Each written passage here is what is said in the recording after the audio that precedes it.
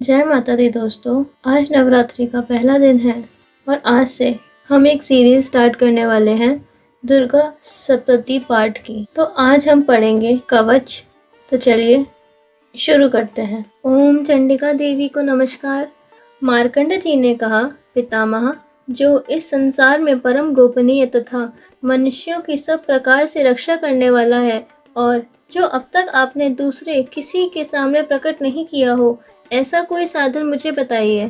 ब्रह्मा जी बोले, ब्रह्मा, ऐसा साधन तो एक देवी का कवच ही है जो गोपनीय भी है, परम गोपनीय भी है, पवित्र तथा संपूर्ण श्रेणियों का उपकार करने वाला है। महामुने, उसे श्रवण करो। देवी की 9 मूर्तियां हैं जिन्हें नवदुर्गा कहते हैं। उनके पृथक पृथक नाम बतलाए जाते हैं।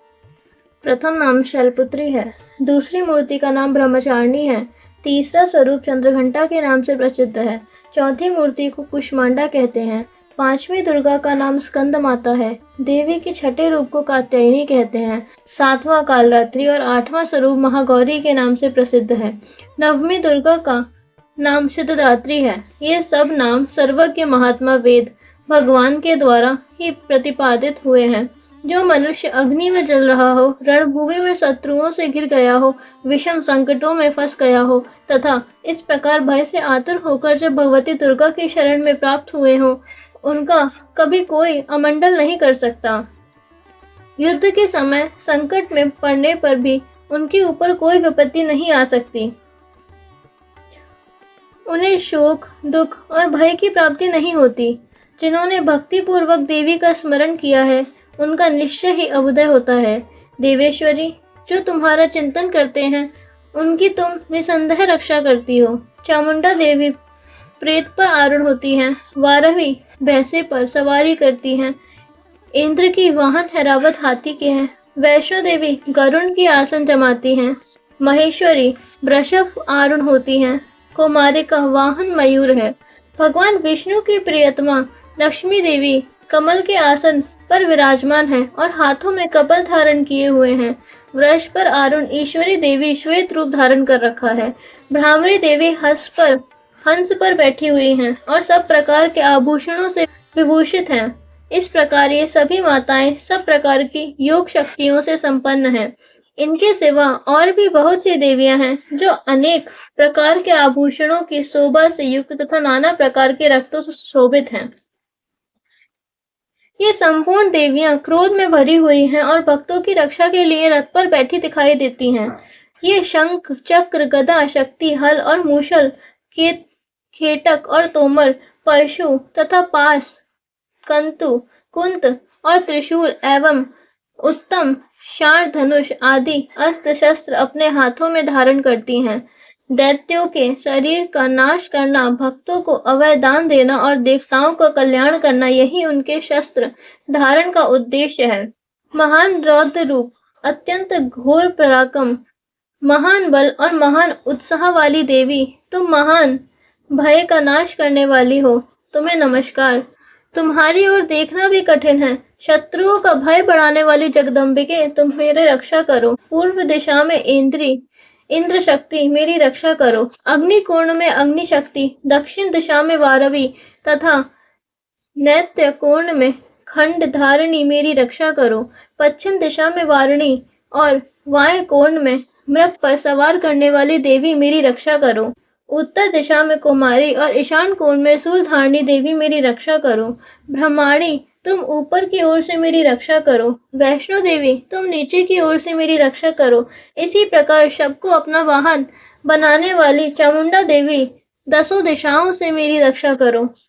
जया आगे से और विजया पीछे ओर से मेरी रक्षा करो। वाम भाग में अजता और दक्षिण भाग में अपराजिता रक्षा करो। उद्योतिनी शिखा की रक्षा करो। उमा, मेरे मस्तक पर विराजमान होकर मेरी रक्षा करो। ललाट में मालाधारी रक्षा करे और यशस्विनी देवी मेरी बाहों का संरक्षण करें। बाहों के मध्य भाग में त्रिनेत्रा और नथनों की यमघंटा देवी रक्षा करें। दोनों नेत्रों के मध्य भाग में शंखिनी और कानों में द्वारभासिनी रक्षा करें। कालिका देवी कपलों की तथा भगवती शांकरी कानों में मूल भाग की रक्षा करें। नासिका कान में सुगंधा और ऊपर ओठों में चर्चिका देवी रक्षा करें। नीचे के ओठ में अमृत कला तथा जीवा में सरस्वती देवी रक्षा करें। कुमारी देवी दांतों की और चंडिका कंठ प्रदेश की रक्षा करें। चित्र घंटा गले की, घाटी की और महामाया तालू में रहकर रक्षा करें। कामाक्षी थोड़ी की और सर्वमंडला मेरी वाणी की रक्षा करें।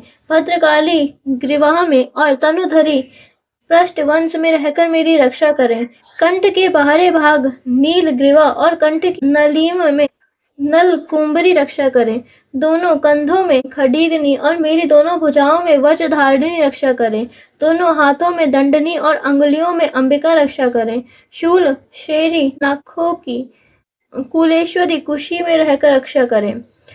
महादेवी दोनों स्तनों की और शोक विनाशिनी देवी मेरी मन की रक्षा करें। ललिता देवी हृदय में और सूल धारणी उदय में रक्षा करें।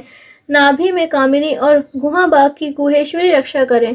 पूतना और कामिक कीर्ति महिषवाहिनी गुदा की रक्षा करें। भगवती कटिभाग में और विद्यावासिनी घुटनों की रक्षा करें। संपूर्ण कामनाओं को देने वाली महाबली देवी दोनों पिंडलियों की रक्षा करें। नारसिंही दोनों घुटियों की और तेजस्वी देवी दोनों चरणों के पृष्ठ भाग की रक्षा करें। श्री देवी पैरों की अंगुलियों में और तलवासिनी पैरों के तलुओं में रहकर रक्षा करें। अपनी दाढ़ों के कारण भयंकर दिखाई देने वाली दंड कराली देवी नखों की और ऊर्ध्व केशविनी देवी केशों की रक्षा करें। रोम बलियों के छिद्रों में कोबरी और तथा त्वचा की बागेश्वरी देवी रक्षा करें। पार्वती देवी रक्त मज्जा वसा मांस हड्डी और मेद की रक्षा करें। आंतों की कालरात्रि और पित्त की मुकुटेश्वरी रक्षा करें। मूलाधार आदि कमल कोश में पद्मावती देवी और कफ में चूड़ामणि देवी स्थित होकर रक्षा करें। नख में तेज की ज्वालामुखी रक्षा करें, जिसका किसी भी अस्त्र से भेदन नहीं हो सकता। वह अवेदा देवी शरीर की समस्त संधियों में रहकर रक्षा करें। ब्रह्माणी आप मेरे वीर की रक्षा करें। सत्येश्वरी छाया की और धर्मधारिणी देवी मेरे अहंकार मन और बुद्धि की रक्षा करें। हाथ में वज्र धारण करने वाली वज्रहस्ता देवी मेरे प्राण अपान व्यान उदान और समान वायु की रक्षा करें। कल्याण से शोभित होने वाली भगवती कल्याण शोभना मेरी प्राण की रक्षा करें। रस रूप गंध शब्द और स्पर्श इन विषयों का अनुभव करते समय योगिनी देवी रक्षा करें तथा सर्वगुण रजोगुण और तमोगुण की रक्षा सदा नारायणी देवी करें। 12वीं आयु की रक्षा करें। वैष्णवी धर्म रक्षा करें तथा चक्र की देवी यत कीर्ति लक्ष्मी धन तथा विहा की रक्षा करें। इंद्राणी आप मेरे गोत्र की रक्षा करें। चंडिके तुम मेरे पशुओं की रक्षा करो। महालक्ष्मी पुत्रों की रक्षा करें और भैरवी पत्नी की रक्षा करें। मेरे पद की सुविधा तथा मार्ग की क्षेमकरी रक्षा करें। राजा के दरबार में महालक्ष्मी रक्षा करें तथा सब ओर से व्यापर रहने वाली विजया देवी संपूर्ण भयों से मेरी रक्षा करें। देवी जो स्थान कवच में नहीं कहा गया है एतत्वा रक्षा से रहित है, वह सब तुम्हारे द्वारा सुरक्षित हो, क्योंकि तुम विजयशालिनी और पापनाशिनी हो। यदि अपने शरीर का भला चाहे तो मनुष्य बिना कवच कहीं एक पग भी ना जाए, कवच का पाठ करके ही यात्रा करे। कवच के द्वारा सब ओर से सुरक्षित मनुष्य जहाँ जहाँ भी जाता है वहाँ वहाँ उसे धन लाभ होता है तथा संपूर्ण कामनाओं की सिद्धि करने वाला विजय की प्राप्ति होती है। वह जिस जिस अविष्ट वस्तुओं का चिंतन करता है उसको निश्चय ही प्राप्त कर लेता है। वह पुरुष इस पृथ्वी पर तुलना रहित महान ऐश्वर्य का भागी होता है। कवच से सुरक्षित मनुष्य निर्भय हो जाता है, युद्ध में उसकी पराजय नहीं होती तथा वह तीनों लोकों में पूजनीय होता है। देवी का यह कवच देवताओं के लिए भी दुर्लभ है, जो प्रतिदिन नियम पूर्वक तीनों संध्याओं के समय श्रद्धा के साथ इसका पाठ करते हैं, उसे देवी कला प्राप्त होती है तथा वह तीनों लोकों में कभी पराजित नहीं होता। इतना ही नहीं, वह अब मृत्यु से रहित हो 100 से भी अधिक वर्षों तक जीवित रहता है।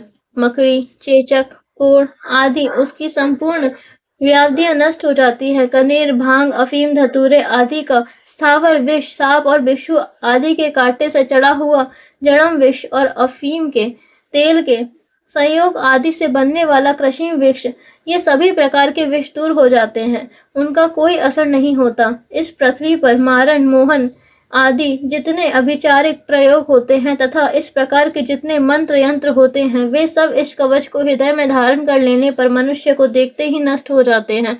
ये ही नहीं, पृथ्वी पर विचरने वाले ग्राम देवता, आकाशचारी देव, विशेष जल के संबंध से प्रकट होने वाले गण, उपदेश मात्र से सिद्ध होने वाले निम्न कोटि देवता, अपने जन्म के साथ प्रकट होने वाले देवता, कुल देवता, माला, डाकिनी, शाकिनी, अंतरिक्ष में विचरने वाले अत्यंत बलवती भयानक डाकनियां, ग्रह, भूत, पिशाच, यक्ष, गंधर्व, राक्षस, ब्रह्म राक्षस, बेताल, कुष्मांडा और भैरव आदि अनिष्टकारक देवता भी हृदय में कवच धारण किए रहने पर मनुष्य को देखते ही भाग जाते हैं। कवचधारी पुरुषों को राजा समान वृद्धि प्राप्त होती है। यह कवच मनुष्य की तेज की वृद्धि करने वाला और उत्तम है। कवच का पाठ करने वाला पुरुष अपनी कीर्ति से विशोभित होकर भूतल पर अपने सूयश के साथ साथ